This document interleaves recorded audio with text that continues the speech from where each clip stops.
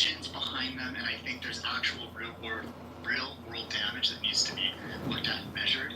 And I know that people have different opinions about that. But when I think about someone who's just maybe intentionally tethered to an untruth, and they're just leaning into it further and further and further, to me, I think the religious person would say something to the effect of, that, in some ways is the sin, that is the true sin, right? And then the person who's, not coming from a religious perspective might just say, well, that's what's so toxic, or that's what's so vile, because they know the truth, and yet they keep leaning into it. At the same time, I think this rhetoric around Trump being more of a bullshitter sounds like it's coming from a perspective of someone who maybe is a little bit of a bullshitter, but also someone who speaks from ignorance but claims full knowledge, because it sounds like it. I wouldn't need to read the book, obviously, but what I'm hearing, it sounds like someone's trying to make a very strong case for this, and if they're trying to make a very strong 100-plus page case for this, it just seems like a very binary way of looking at things. I'll give an example. Of two instances where somebody does not know, right? Really quick, can we answer your question before we veer off? Did that answer? Well, to some extent, but I think what I'm trying to establish here, both are dangerous, I would think, in a person, especially when that person happens to control a nuclear football. And I think whether that person is lying and knows they're lying, has the facts in front of them, and still puts out a lie, that's one thing. But if they actually believe the lie or believe the bullshit, and they then proceed based on that notion that in themselves that this is the truth, I think that can pose a danger in the personage of the President of the United States, not just particularly this one, but any President of the United States, who has at their disposal a unique weapon and the ability to deploy it that no other person on the planet has. And that's my concern when we're talking about truth, or lying and bullshitting. And since no one new is on stage, I want you guys to continue with this conversation in 45 seconds. Check it out. So where did this Tony the Lip monitor come from? It's not Tony the Lip. It's Tony Lip. One word. I got it when I was a kid, because my friend said I was the best bullshit artist in the Bronx. Why are you smiling? What do you mean? It doesn't bother you that your friends, the people closest to you, consider you a liar? Who said liar? I said bullshit artist. And what's the difference? Because I don't lie. Ever. I'm just good at talking people into, doing things they don't want to do. By bullshitting. And you're proud of that? What got me this job? Continue. So let me give you a clear example of bullshitting. And I'll say something about Trump's recent statement. Barack Obama asked about Obamacare. Well, when he says, well, if you like your doctor, you'll be able to keep them. He was bullshitting. Obama had certainly not read the whole bill, right? And so he just thought, that seems logical. It seems like you should be able to keep your doctor if you like your doctor. He was completely bullshitting. What he was saying it wasn't trying to cover up the truth. It wasn't trying to tell the truth. It was bullshit. Like, it had no correspondence to reality. I think when Trump said, we completely obliterated the nuclear program, he was bullshitting. He was not lying, right? Because I don't think he actually knew, right? No, I'm not saying Trump doesn't lie as well. I think he does.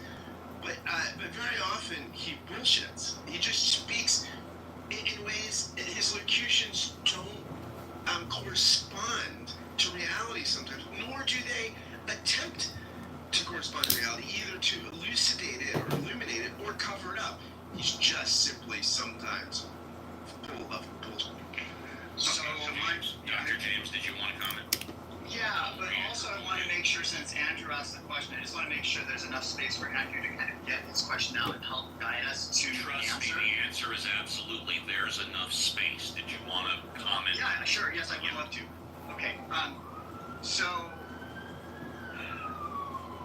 yeah, I think your soundbite really captures what I mean by kind of this notion, this archetype of the kind of the benign bullshit artist. I mean, obviously, if you dig down into that, into what is the reality of La Cosa Nostra and what they do and etc. I mean, we know that this is very nefarious, very kind of potentially harmful people, dangerous people, but also people who have some kind of internal ethos that they, for a time, attempted to be respectful of. But I think this person, is like, hey, I'm a bullshit artist. Hey, boom. I mean, that is another version of that same kind of archetype. I think that the willfully ignorant, someone who is tethered to untruths and then gets on a podium with those untruths, I do find that person to be probably the most dangerous, because I find personally that this is probably the most associated with kind of more what they used to call axis 2 type personalities, where it's like a willful ignorance. It's like, well, actually, I would take that back. That would be kind of an unwillful ignorance, and then continuing to kind of propagate harm. So someone who's willfully ignorant is, the facts are out there, but they're just not going to do the work to find out what they are, and they're going to push their own agenda. I think that's kind of the most smarmy, because there's not much you can do with that. I see a lot of that on Clubhouse. Some people, they speak with authority, but if they're presented with facts, or cited facts, and it's from a reputable source or whatever, they can be kind of compelled to consider them. I've often heard you, Steve, be compelled to consider kind of an alternate viewpoint when you're presented with the receipts, so to speak. And I don't consider you to be a bullshit artist at all. I do see you trying your best to be as honest as possible. Like sometimes you got a little bit of that radio thing going on, but you know that. And It's called shtick, right? Yeah, but shtick is another variety of BS artists, and I guess in some ways it is, right? Shtick It's a lie. It's like a form of bullshit, but I do not believe it takes away from my sincerity or honesty. Please continue. Yeah. That's the nuance I would agree with as well.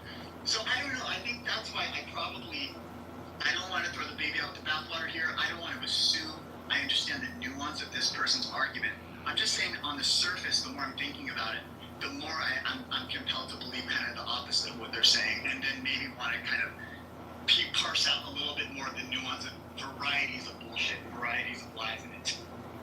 Exactly. There's a scale. Andrew, take a few minutes, and then I have one more clip online. But go ahead, Andrew. Take a few minutes, please. Okay, so a real world example of the current president, believing his own lies is the tariff war that he's now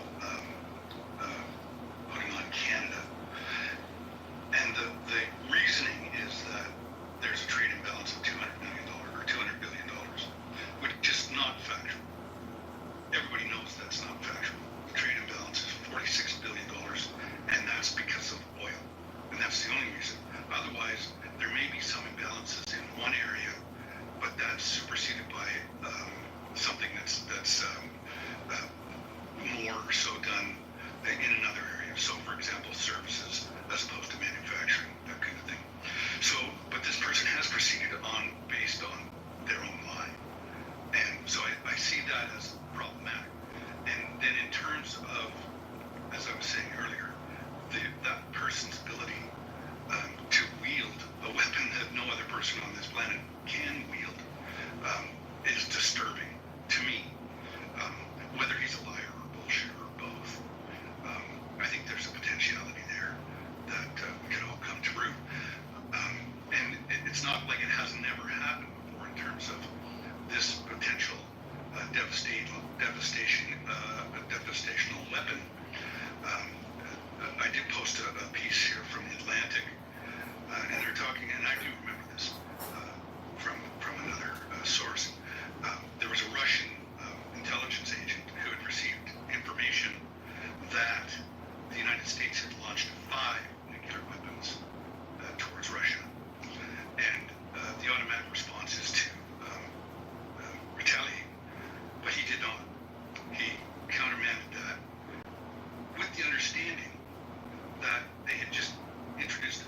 weapons or a new surveillance system in Russia, Soviet Union at the time, and that it probably was not seeing this accurately, as well as the information that if the United States were to attack Russia, it would be massive, not 5. So, that person used their intelligence and their reasoning and the information at their disposal to come to the right conclusion. But if you have a person that believes their own bullshit, believes their own lies, what's the potentiality for catastrophe? And that's all I'll end there. Thanks, Frank. No, thank you. And since no one new is on stage and we got 10 minutes to the break, we've heard Andrew, Scott, Dr. James, and myself talking about bullshitting and lying. I want to play one more clip about not only lying, but doubling down on the lie. And then I want to go to the mod squatters. So other mod squatters who haven't spoken, get ready. I'm going to call on you and see if you want to talk about bullshitting and lying. Well, thank you very much for the sound effect. I appreciate it. This is from Draft Day. Just talked to Jack Tate in Washington. He said when they found out they had the number 5 pick, first thing they did was send a copy of their playbook to all the guys they were interested in. Right, we do the same thing. No, they put a little special twist on it. They tape a $100 bill to the last page. Why? So when they're interviewing the guys and they ask them if they read the whole playbook, of course all of them are going to say yes. About half of them, they mention the money, but the other half don't. So when they tell them about the $100 bill, most of the guys get embarrassed. They get flustered. They find out that they didn't read the whole thing. But ask them what your boy Bo Callahan did. I really hate playing this game with you. Ask.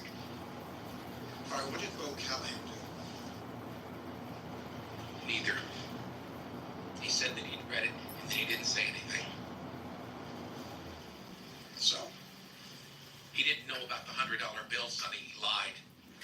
Never read the whole playbook. So a lot of guys don't. Yes, but when they confront him about it and they tell him about the money, he lied again.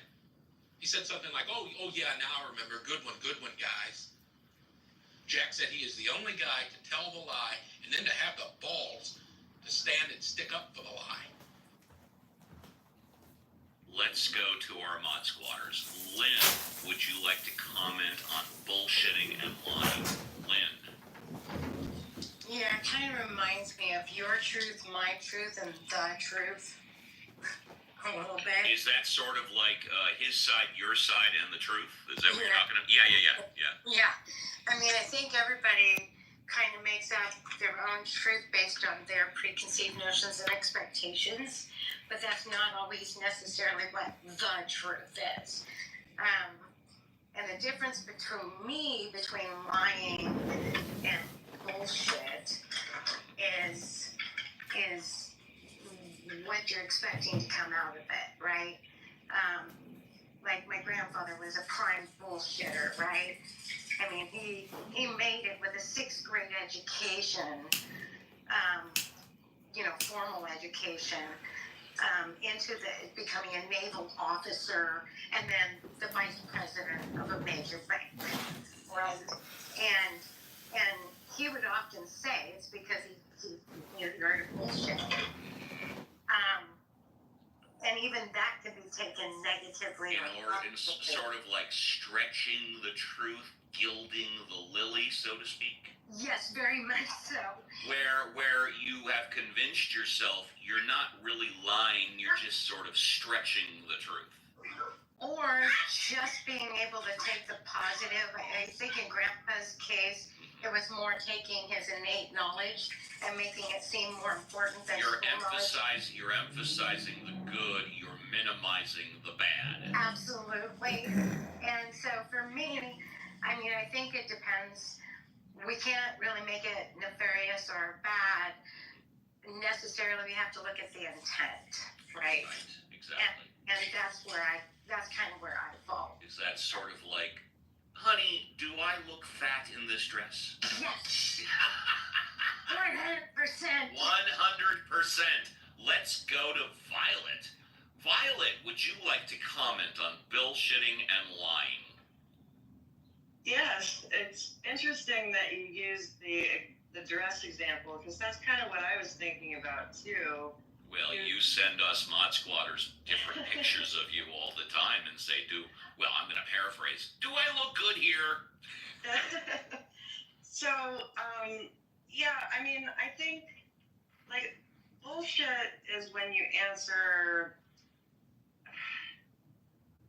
a dodge more to make them hear what they want to hear. You know, you say, oh, well, that color complements your eyes, or something that isn't really a direct answer to the question. And that's my overall picture of what has been my overall picture of what a bullshitter is. Somebody who says what people want to hear as truthfully as possible, but stretching the truth, like Lynn cited, is another way they tend to do it. And they're saying to themselves, I'm not really lying, I'm just... One individual stretches the truth, but only to a point where they have convinced themselves they're not lying. Yeah. And so, I mean, that has been my picture of a bullshitter. Lying is... I tend to think of that as an intentional thing. You're truthfully, purposely saying something that is not the truth for whatever motives you have behind it. So that's my thoughts on this. Bingo. In the law, and again, I'm referring to fraud. In the law, fraud is defined as a material misrepresentation, not stretching the truth, but a material misrepresentation to get what you're not entitled to, or deny somebody something that they are entitled to. Alfonso, would you like to comment on bullshitting and lying? Alfonso. I got skipped. Alfonso might be busy. Okay. Let's go to JCC James Corletta. Would you like to comment on bullshitting and lying? Yeah, baby. I had a feeling you would. In fact, I got a specific question for you, but you go first. Okay. Yeah, I agree with exactly what Violet shared, and mostly for the majority of the folks here in the room, it's a liar has intent to deceive somebody, and a bullshitter is just like, quote unquote, possibly stretching the truth. Good examples are like, hey man, did you finish blah blah blah that project I asked you to do? And then they'll outright lie and say, yeah, I totally finished it. It was great. It looks good. It's turned in already. Blah blah blah. Or by the end of the day, and another one will, the bullshitter will probably say, good progress. They'll lead you to believe they've been working on it. They'll convince you, in a matter of way, and just totally bullshit all the way around it, and they never did jack shit, right? So. Here's a question I thought of when I called on you. Well, of course, you only have to answer if you feel uncomfortable. You've been transparent that your teenage daughter plays violin. Have you ever had a situation where your daughter said, Dad, does this sound good? And in your mind, you thought to yourself, this sounds like shit, but you sort of said something else? No, I've been quite frank with her on all those instances, and when she asks me, does it sound good, for the most part, it does, and I may give like a little critique, like, could you play it a little differently, can you give me whatever, but when she is working on something that's challenging, it causes her upsetness when I say, ooh, I heard a little kerfuffle there, and she goes, so, yeah. Let's go to Christian, Benjamin, and Jesse. Christian, 60 seconds. Would you like to comment on bullshitting and lying, Christian? No, I'm good. All right, Benjamin, 60 seconds. Would you like to comment on bullshitting and lying? Sure. Look, my comment on Trump has often been that I don't think he's lying, because I think that to lie, you have to have the intent to deceive. And I just don't think that he thinks he's deceiving anybody. I think he's calling people into a fantasy cosplay, the way religion calls people into a fantasy cosplay, to pretend and imagine yourself in a world, in a different world than the one that is real. And look, I've heard, Steve, even people who run this show enjoy the fantasy cosplay religious ideas. People enjoy being called into a fantasy. And that's the model. It's just he's calling people into a fantasy. And somehow or another, that is different than lying. Thank you very much. Last but not least, let's go to Jesse. Jesse, would you like to take a minute and comment on bullshitting versus lying? Jesse. I think there's a problem with how information is spread around, not just social media, but in terms of like how public awareness and how educators are working on different fronts and trying to get people to understand what, you know, like when the government makes decisions and when scientists make decisions and what all that means, and like when certain technologies come out and when certain insights are provided to different institutions, right? People want to understand what all this means, but there's just a lot of backlash in terms of like taking certain authorities seriously. And I think part of that issue has to do with how people demographically are predisposed in terms of their upbringing. So I think there's a lot of people that are disadvantaged, unfortunately, especially in America. Like there's just scattered demographic disparity and a lot of socioeconomic oppression, and that's an issue that I think really gets to the heart of, you know, misrepresenting information and how people manipulate others. I really appreciate that. Thank you very much, and that takes us to the top of the hour. Good morning, everybody, and welcome to another edition of Ask Uncle Steve with the Mod Squad. 2 hours in the tank, 1 hour left. If you're in the audience, this is a great time to be bold, brave, courageous. Come on up, especially if you're new to the show, and get a fresh vibe to talk about whatever you want. I'm going to take a little short break, and we will be back with Reverend Scott running the show. Don't go away, and we'll be right back after the break. Happy Saturday, everybody.